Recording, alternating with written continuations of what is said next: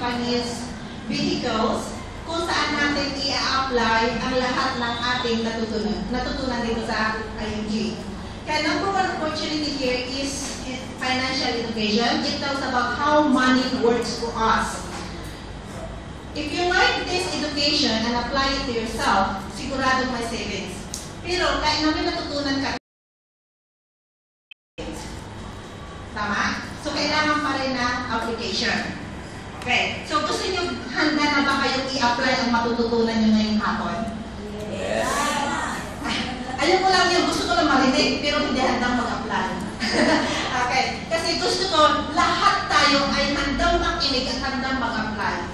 Okay. Para sa ganun, pag-uwi natin sa Pilipinas, hindi na tayo OFW. Pag-uwi mo, OFI. Pagpunta mo ng Hong Kong, OFW ka. Pag-uwi ng Pilipinas, OFI ka. Anong ibig sabihin ng OFI? Overseas Filipino Investors. Pagpunta ka ng Hong Kong, OFW. Pag-uwi ng Pilipinas, OFI. Who want to make that difference? Everybody. Okay? Investor. Okay. Ang isi-share ko sa inyo is how to invest. Narinig niyo na yan? Investment 101, it talks about investment. Okay? This is where the rich gets getting richer and richer and the poorer are becoming poorer. Kasi ang investment, yan kumikita ang mga pera ng mga mayayaman. Kaya actually, yung pera mo sa bangko na ipinautang mo sa kanila, okay? Ine-invest din nila yun. Hindi lang natin alam. Pero alam natin sumisan, kahit napunta yung pera mong ipinasok, ay i-invest nila, pinapautang. O ba hindi mo na lang i-invest? Sila ang kumikita, kaya wala kang makitang bangko na maliit ng building. Kaya ang mga bangko, malalaki ang building. Saan nila kinita yun? Sa pera mo na sinisave. Pero ikaw, ang bahay mo, liit-liit. Gaano kalaki yung bahay mo dun sa building na pinatayo ng kita ng pera mo? Halos di mo may patayo na, pero sila nagpapalakihan ng building. Okay. So, actually, they know how to invest. Why they know how to invest? Because they learn financial education. At ang finance education actually, through seminars, $1,000 per hour. Pero dito, sinishare namin sa inyo ng free. Kaya volunteer lang po kami dito dahil gusto namin makatulong sa kapwa. Okay. So, umpisa ko lang po, very deep for the investment. Where is investment 101? It talks about mutual fund. Narinig na yun, mutual fund. And do you know how it works? Okay. Ang mutual fund po, ang mutual fund ay isang company na naghahawak ng pera ng mga maliliit na investors. Okay? Kunwari ang FAMI. Sino nakakakilala sa FAMI? F-A-M-I. First Metro Asset Management Incorporated. Sino nakakilala nito? Okay. Yung mga member alam na. Yung mga baguhan hindi pa. Okay? Pero, kilala niyo ba ang Metrobank? Yes. Difference between Metrobank at FAMI? Actually, ang FAMI is under corporation ng Metrobank. Kaya kapag kilala niya ang Metrobank po ay meron silang First Metro Asset Management Incorporated na yung inihubulog mo, sinisig mo sa bangko, dito nila dinadala. Kaya ang Metrobank, pag nag-save ka dito ng pera mo, yung savings mo, dito nila pinapasok. Kaya kumikita ng malaki. Sa'yo, 1% ang ibinibigay, kumikita sila ng 12% na above. Panalo ka? Halo. Panalo. Okay. Example, ang sabi sabihin ng mutual fund, this FAMI mutual fund, okay, ang ibig sabihin niyan ay sa company na mayroong professional manager yan, fund manager, who collected yung specific amount ng mga small investor. Okay? Kunwari, ako, Meron akong 5,000 pesos, ipapasok ko sa PAMI. Si Albert, meron siyang 10,000 pesos, ipapasok niya dyan. Si Jen, meron siyang 5,000, ipapasok niya. So, lahat tayo, sino ka man, lahat ang tawag dito is small investor. They are the big investor. We are the small investor. Kinukulikta niya lahat ng pera ng mga small investor nito. At ito, lahat ng naipon niya, sa kanya, ibibili ng share, ine-invest sa SM. Ayala lang, kala niyo yun, SM? Okay? Silong ng mangga daw yun. Silong ng mangga, diba? SM. Okay?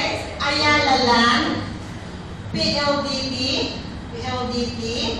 PLDT, tapos sa Meralco, okay? Pakita ko na nga yung ano. Okay, here. Kilala niyo siguro yan, si Jollibee, Philippine Airlines, Smart, Meralco, Globe, Avoidis Power, PNB, SN, PLDT. Nakita niyo lahat yan? Okay. These are the company na pinag-i-empisan ng pera mo kahit na 5,000 piso. Nakitan ko sa Henderson, Mr. C, pwede bang mag-invest ng 5,000 pesos sa SM mo? Building entertaining ka? Pumunta ka ng Petropam sa counter, pwede pabili ng share? Pabigyan ka? Pumunta ka ng Jollibee, pabili mo ng share. Kung gusto mo, Chicken Joy? Bakit ibigay sa'yo Chicken Joy kung may share? Okay? So dito, with your 5,000 initial investment, you will earn much more what the bank gives you. 5,000 lang yun. Okay? So dito, sa mga malaking kumpanya na yan, doon ipinapasok yung in-invest mo. Kapag ang SM kumita ng 15%, automatic yung 5,000 mo kikita rin yun. So, all you have to do is to keep on savings and savings. At dito kasi, wala kang binabayarang tax. Okay? So, that's how the investment works. Ngayon, this is what the most people questions and worries. Paano kapag bumagsak? May tanong nyo na ba yan? Paano kapag bumagsak? Okay. Ano po ang bumagsak? Yung pera mo o yung kapare? Okay. Sigurado ka mamawalan ng tao ang SM? Ang PLDT, ang Meralco, maniniwala kang bumagsak sila pag wala nang gumamit ng kuryente, wala nang gumamit ng tubig, wala nang nag-SM, wala nang mag-Jollibee, wala nang uminom ng San Miguel Beer, wala nang tumawag ng smart sa Globe, dyan ka na matakot. That is the sign na babagsak na sila. Pero kapag hantay gumagamit pa rin at nakita mo ang SM pa kayo sa iba't ibang lugar, alam mo na kumikita ang pera ko. yes. Okay. So, okay. Klaro. Next question na most lastly na tinatanong. Paano pag nagkaroon ng mga world crisis? Yan. Paano pag bumagsak ang market?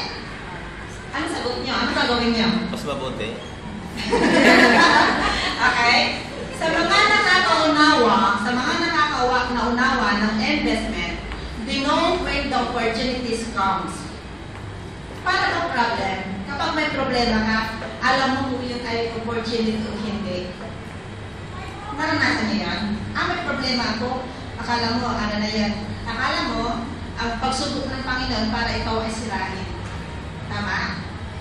But you will see the opportunities that God will give you na sa mga problemang yun, inihahanda ka. Okay, ganun din sa investment. Sa buhay natin, marami tayong up and down. Sino dito hindi pa nakaranas ng up and down sa buhay? Ha? Lahat nakaranas ng up and down, di ba? Yes. May araw at gabi ba? Oo naman. Okay, taglamig tag-init. Meron. Dahil God create duality. May araw, may gabi, may taglamig, may tag-init, may tag-ulan, may tag-uyot.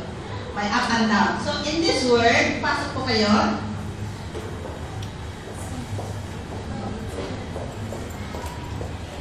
Hello,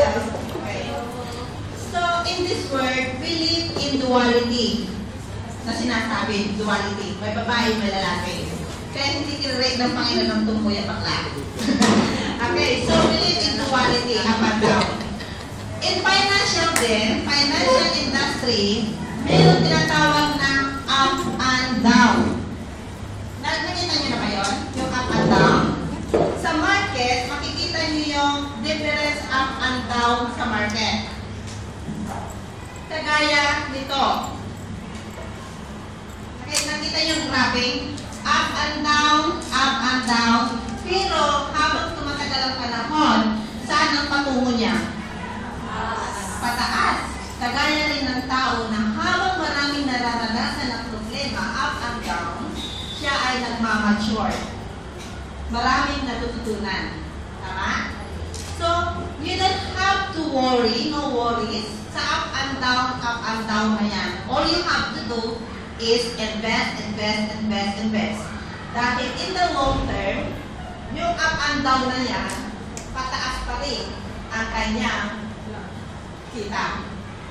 Akala mo, bumagsak. Kagaya ng 2008 na world crisis. Nandito na kayo noon, 2008? Okay, wala pa. Okay, nandito na ako noon. Matagal na. Okay, 2008, nagkaroon po siya ng world crisis na kung saan pati New York and Regions ay bumagsak. Okay? At by that time, ang Philippine equity, isa sa mga best equity in Asia, ang tawag ay Philippine equity, ay bumagsak din. Okay? Lahat nagbagsakan. From 15 pesos, bumagsak siya ng sa S. 6 peso per share. From 15 to 6. Okay? Talo ka? Natalo ka ba? Ha? Sino natalo? Talo kayo? Bakit nag-invest ba kayo doon? Bakit kayo nag-invest? Hindi ka natalo. Okay. That time, okay, 2008, na gold crisis, bumaksak until 6. And it happened that kami financial literated, may alam, self-investment, ito ang sinamantala po namin. Ibig sabihin, on sale ang mga share. Saan kayo namimili? On sale or doon sa mga new arrival? Sale. Tama. Bakit na kami natakot? Kasi hindi nila naunawaan. Ang tawag lang doon ay paper loss kapag hindi mo ibininta yung share mo. Pero kapag ibininta mo yung share mo sa mababang halaga, necessary, di ba? Okay.